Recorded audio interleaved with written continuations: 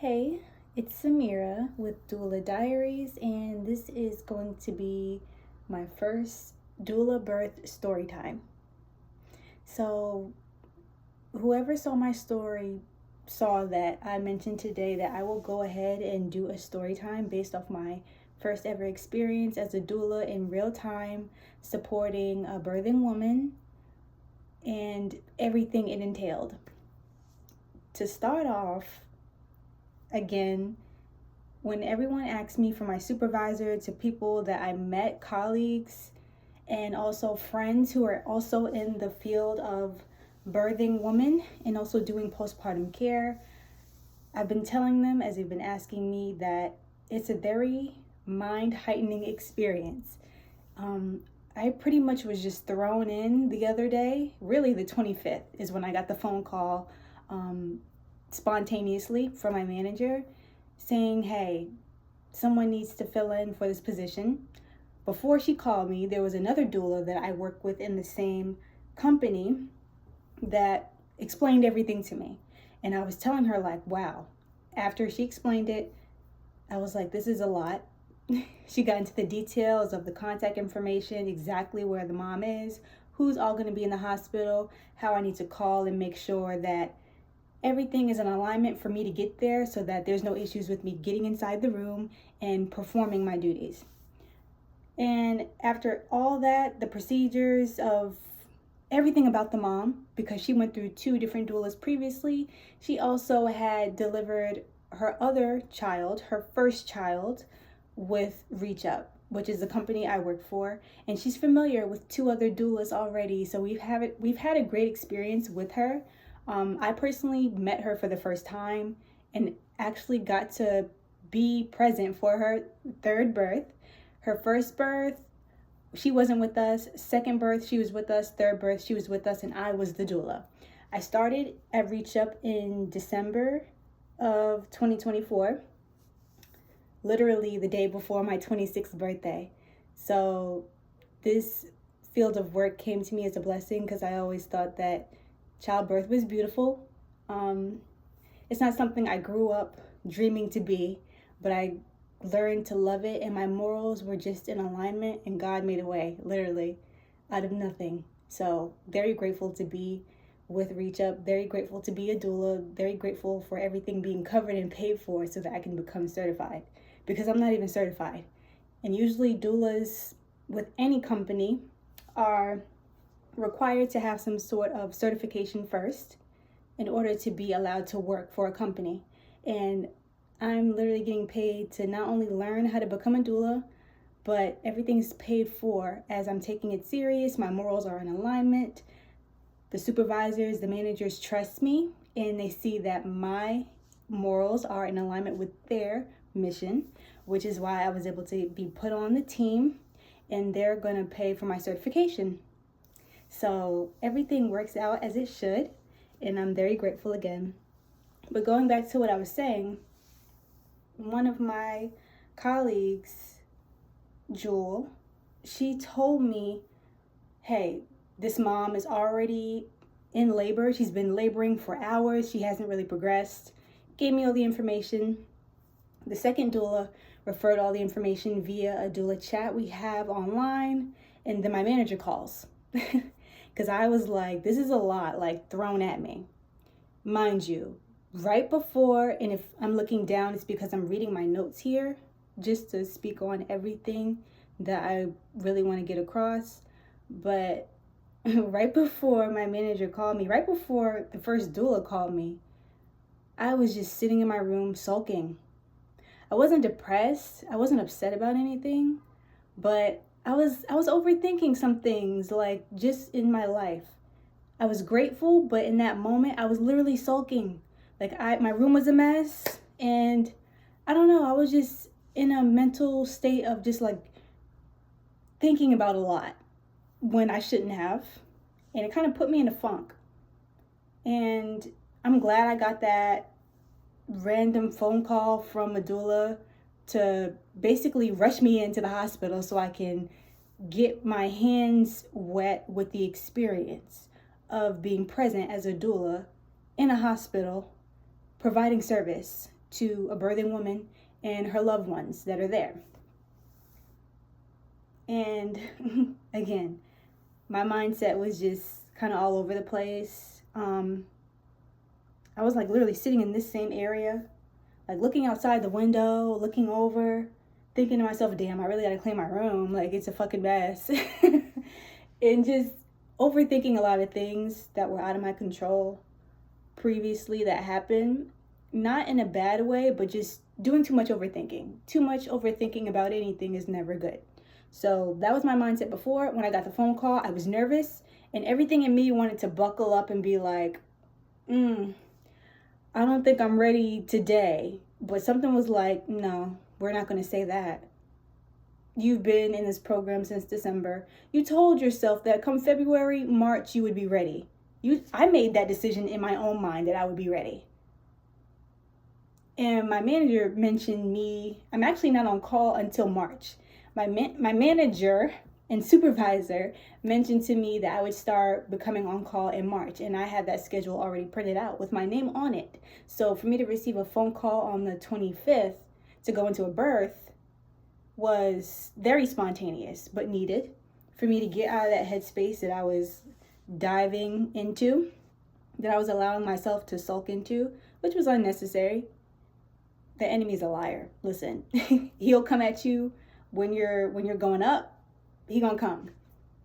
I really believe that the higher you get, the more active the devil will try to be to get people to come at you, or even just throw or sprinkle a little something at you if you're too vulnerable, to make you feel like those negative thoughts are yours, but they're not. And I'm glad I got that phone call. I immediately jumped into action, nervous, but threw everything inside my bag that I needed. My badge, my ID, made sure I had my laptop, my work laptop, and my work phone. And I was able to communicate back and forth with the doula who referred me to the birth and my manager to make sure everything was good. I got there in like 30 minutes. The hospital was 30 minutes from my house. And I got there just in time.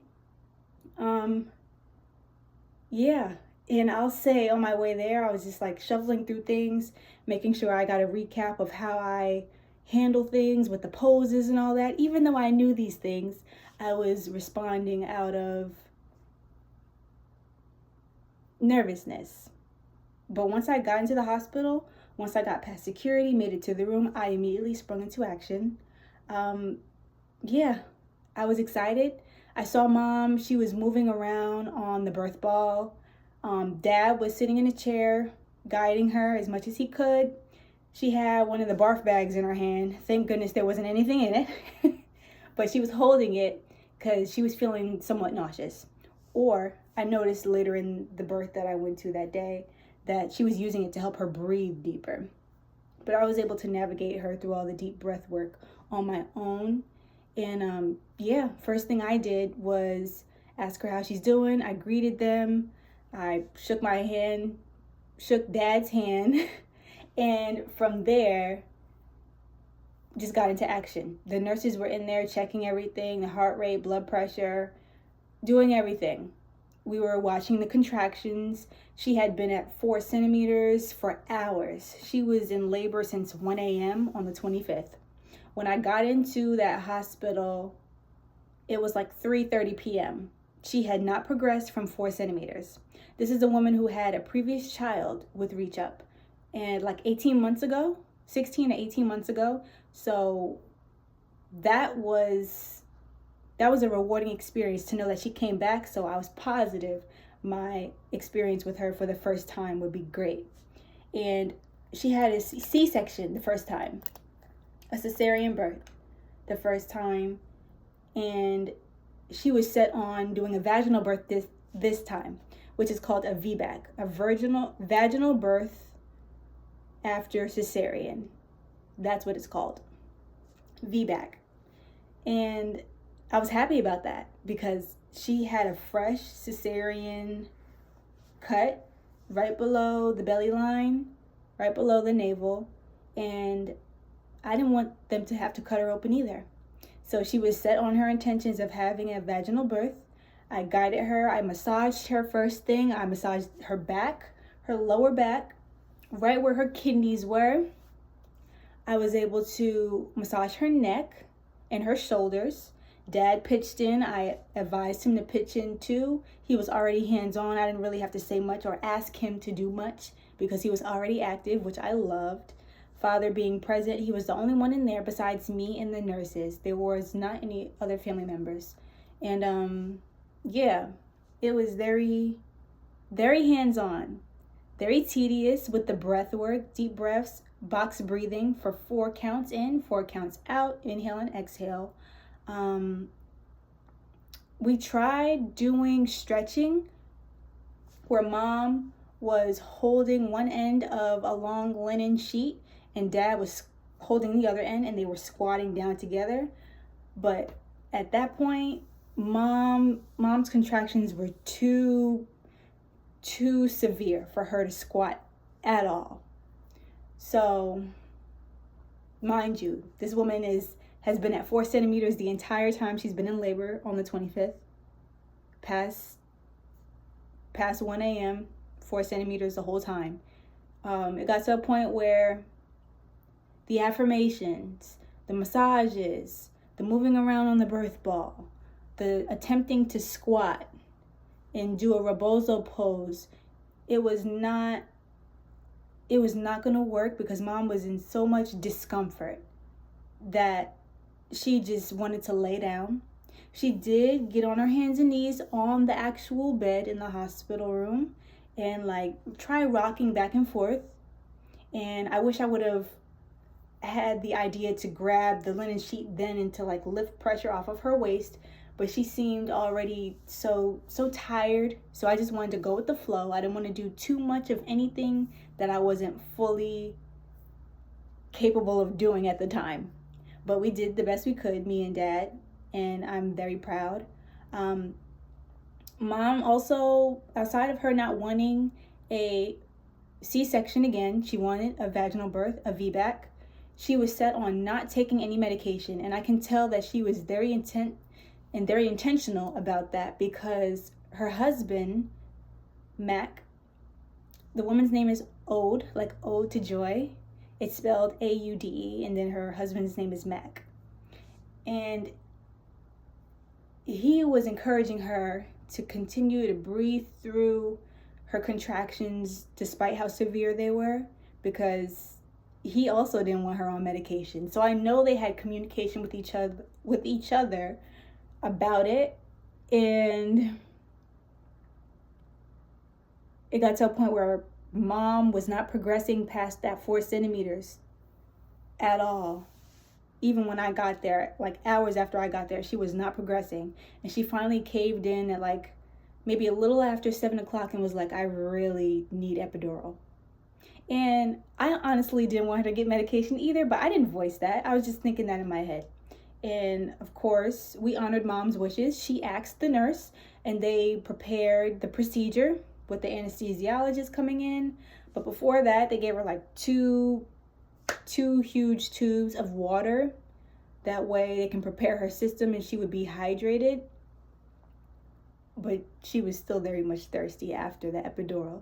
But once she got the epidural, they had to ignite it with some morphine. And then, of course, the IV fluids, like I mentioned, which was the 2 bags of water. So epidural and morphine. The 2 bags of water was the IV fluid. That procedure was done with dad in the room. I stepped out and took a break because there was only one person allowed inside the room with mom, outside of the staff. So I let dad be in there with her, and I stepped out into the waiting room. I proceeded to record a update on my phone, and I waited around, and something was like, I don't know if they want me to come back and check on them, because no one told me when to come back or how long it would take. So by the time I finished recording a snippet of updates for myself that I saved in my phone, I went up to the front desk and they told me that the procedure's almost done. And as soon as I went up there, that the woman that was a part of the staff in the hospital room, she told me that they just finished, perfect timing, that I can come back in. So I went back inside the room. Mom was good. She was relaxing. She went from fidgeting around with the severity of the contractions to being completely calm and like almost bedridden, but in a good way, to where she was not experiencing any pain. And it got to a point where mom was like, she was like in and out of sleep. The epidural was effective enough to where she felt nothing. Mom was numb, like completely numb the entire time. But she got really like weird chills throughout the rest of the pregnancy. Like she kept shaking and shivering. We tried to give her more coverage. She didn't want any more. She hydrated with cranberry juice, apple juice. And yeah, it's just a side effect of the epidural where you get chills. That's one of the side effects. And she had a lot of chills. And as uncomfortable as she looked, she was numb. It was just her body shaking. She didn't really feel anything. It was her body reacting to the medication. And what I did notice, though, is how progressive mom got when she got the epidural. She went from 4 centimeters forever to progressing from 5 centimeters all the way to 9 centimeters within an hour and a half. So within an hour and a half of that epidural kicking in, hour and a half, 2 hours, I'll say, mom was on go. Like she was at 9 centimeters. The max amount of centimeters for the womb to start opening in order for mom to push and to finally deliver is 10 centimeters. So 9 centimeters is go time. We're practicing, me, one of the nurses, and dad helping mom practice her breathing and also holding her breath when pushing. Mind you, I'm in the center of everything. I'm holding one leg. I'm standing on the side to check mom, help her guide her through her breath. I'm moving around, doing what I need to do. She's doing great. And I'm glad that mom didn't feel the severity of pain, because I can only imagine if she was so uncomfortable through that 4 centimeters, at 9 centimeters, she would have been hollering. But she was completely numb. She didn't feel anything, but she was able to push successfully. Yeah. And I will touch on this before I get deeper about the actual labor. So the staff was great. They were pretty straightforward, handled everything accordingly in a timely fashion. I do want to go back to the beginning and just mention how kind and supportive and open mom and dad were with me. Ode and her husband, Mac. She had been with Rita before, so the company's familiar with her energy and her presence. This was my first time with her and her husband, and they were very open to me being the third doula that they had to deal with this birth, the one that showed up and actually stayed throughout the entire birth. Even mom at one point, she was like, "How long are you staying?" I was like, "I'm here till however long you want me to be. Through the entire thing is how long I plan to be here. I plan to see you through your delivery." And she was like, "Oh, thank you." And I'm like, "Yeah, of course. Like, I want to be here. I'm here for you."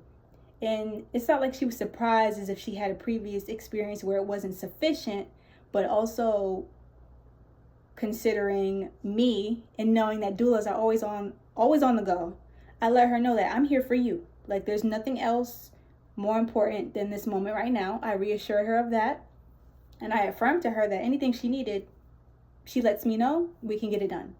And that's really set the tone. She was kind as soon as I walked into the room, and she kept her energy high, her spirits were high, just like her husband, and everything went well. They received me well. Dad was very much engaged. He was communicating to me, and yeah, everything was just, it went really well. So they were a lovely couple. I just wanted to touch on that because that's really one of the first things I should have mentioned. Very, very kind people. They reminded me of some people that I know of in my own personal life. So it stood out a lot. And just fast forwarding now back to the actual delivery. I'm just looking at my notes. Yeah. Once 9 centimeters came, me, one of the nurses and dad helped mom practice push, like a couple times. And we were like, yeah, she's ready. She's ready. We had the staff come in, the OB doctor, there was a couple nurses, there was a midwife that came in. It was like a staff of maybe 7 to 10 people.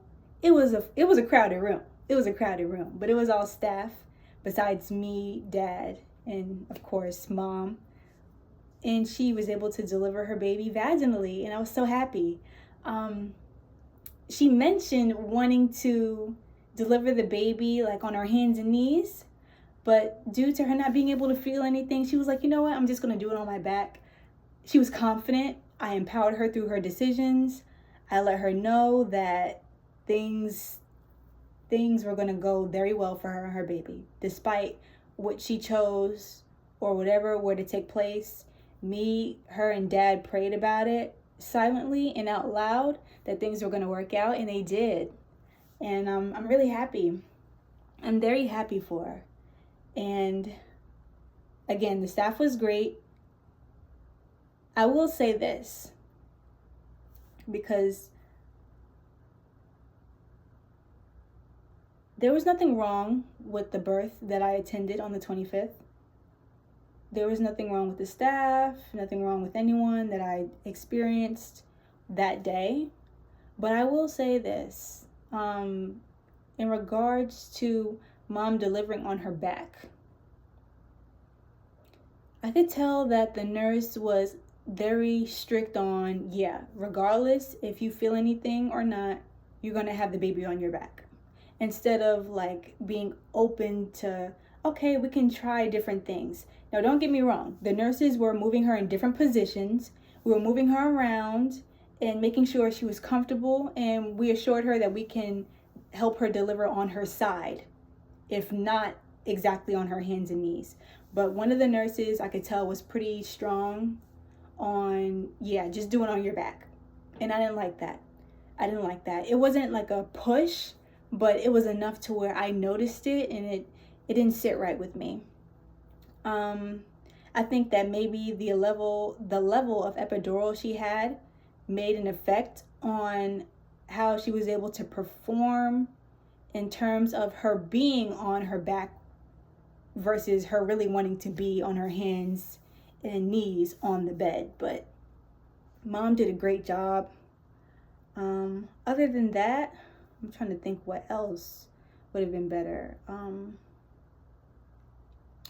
I noticed that after mom delivered the baby and dad read a psalm to baby as soon as he was fresh out the womb, we wiped him down, put him skin to skin on mom's chest inside of her shirt. Dad read a complete psalm. It was complete silence in the room. He read a whole psalm in front of all of us. And it was beautiful. I had streams of tears, joyful tears, being able to witness a live birth. Like, I was holding her left leg back and looking at everything. I saw everything. The baby come out. I saw the placenta come out. I saw the extra blood come out. I saw them do the stitching on mom. Like, I wanted to be present. And as nervous as I thought I was, heading to the hospital and thinking that I might be nervous and what am I going to do if I feel like I'm going to pass out, if I see blood, it's like that all disappeared.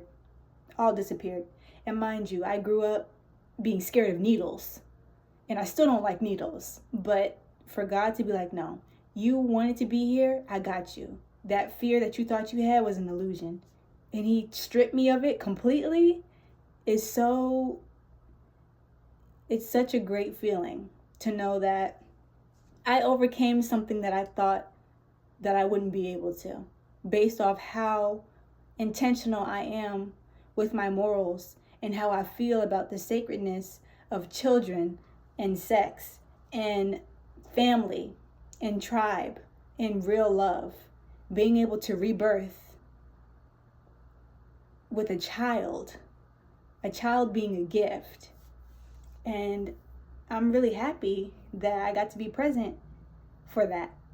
Very, very sporadic, out of the moment, and it worked out. It worked out really well. Yeah. I don't really have anything else to say outside of always, nurses and doctors, whoever you are, keep doing a great job. If you know you're doing a great job, keep doing a great job. But if mom is set on doing hands and knees for her vaginal birth instead of doing it on her back, because being on your back makes it harder.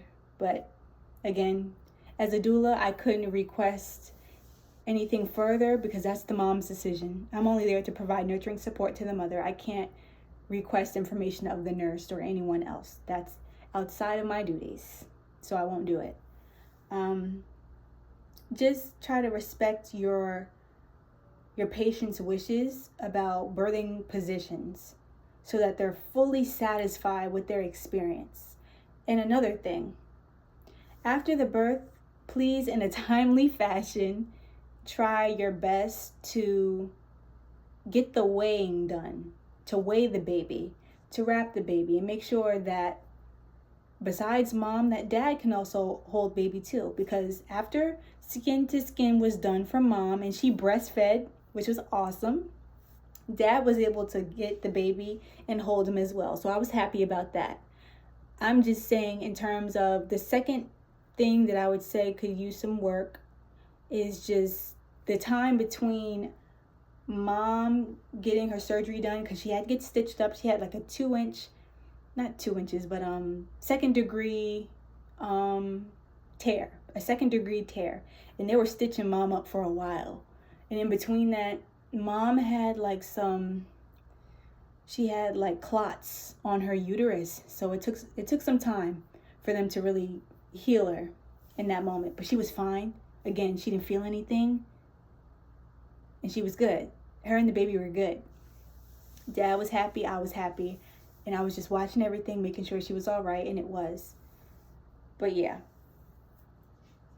just honoring mom's birthing position and making sure you don't drug her up enough to where she can't get into that full position that she wants to deliver her baby. Hopefully that's possible, because she requested epidural, she got it, but she was completely numb. Not to where she couldn't push, but enough to where she didn't feel anything. And if her legs were numb and she couldn't feel, I can only imagine that she would have probably collapsed, and we didn't want that. So thankfully, it was done successfully on her back, but modifying the amount of medication maybe to where mom can still be supported in the correct position in terms of how nature intended it to be, but also with her wishes. But again, no complaints. The birth was successful. Either way, mom would have had a successful delivery. I prayed about it. We all did. Everyone in the room. So we were good. And also the time management with the nurses getting back in to weigh the baby and to wrap the baby up. That took a little longer than usual. And I say that because there was some information that was not announced inside the hospital room right after the birth. Information that I needed to fill out, like paperwork. It wasn't a major inconvenience to me. I just noticed that they really took a long time, and that information that I was waiting for, mom also needed that information too. So that's the real reason why I pointed that out. And also, I don't know, I'm trying to think if there's anything else. I don't think there's anything else.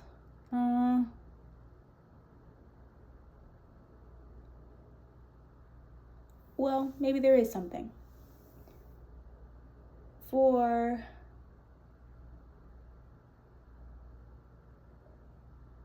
there to be better lighting, because the lighting was way off in the hospital room. You know, they have them bright lights. They do surgery, they need to be able to see everything, cool. But if we can get like better lights in there to dim the high frequency, I think that would help a lot because mom was definitely requesting that we dim the light so that she can feel calmer. And I respect and resonate with that. So those are the only three things that I would fix, or that I would consider for someone in the medical field who is a midwife, someone who's a doula, who can suggest those things on their own to different hospitals by just using the power of your tongue. Because we can't always fix everything that's in the hands or in the control of someone else, but we can also request things and mention them and hope for the best. Those are just minor things that I would speak on, nothing major. But yeah, my overall experience was great. Even to this day, it's like I have a mind high, so much to where it's like, okay, more. I'm ready to go to more births. I'm ready to see what it's like, and I'm excited for my journey ahead to be able to be of service for mothers, families, and to really shine a light on how beautiful it is to bear a child with your birth plan in high consideration. Because the company I work for, Reach Up, is set on getting high-risk women to birth successfully. And with our stats, having a doula present is an 80% chance that a mom is going to have a successful birth, despite all odds, despite her high risk. So me being present was very much a blessing. And honestly, I wish I could have did more. I don't know what else I could have done to make it better, because I got really good feedback from the birthing woman, from the husband, from the staff, from my team members that I work with, other doulas, that I was doing great. But honestly, I wish I could do more. That's how I feel about it. And very, very enjoyable, very profound. For sure, one of many highlights in my life. The first one in terms of this doula work that I'm doing. Very purposeful. And yeah, that's everything. That's everything.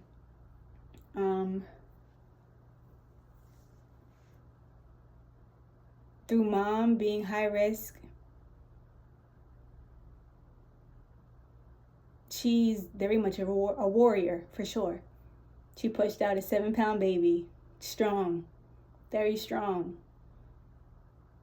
The baby bloomed in her womb with love and came out into the world with love surrounding it. And I'm really happy for Ode and Mac. And I told her, like, your name is very much symbolic of your birth.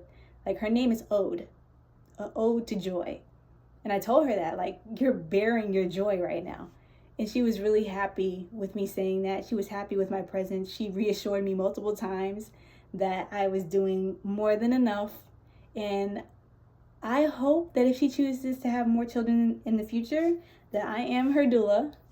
She was very sweet. And yeah, more to come. More to come. I don't really have much of anything else to say. Yeah. But I'm excited to go into these next births, and I look forward to taking you with me.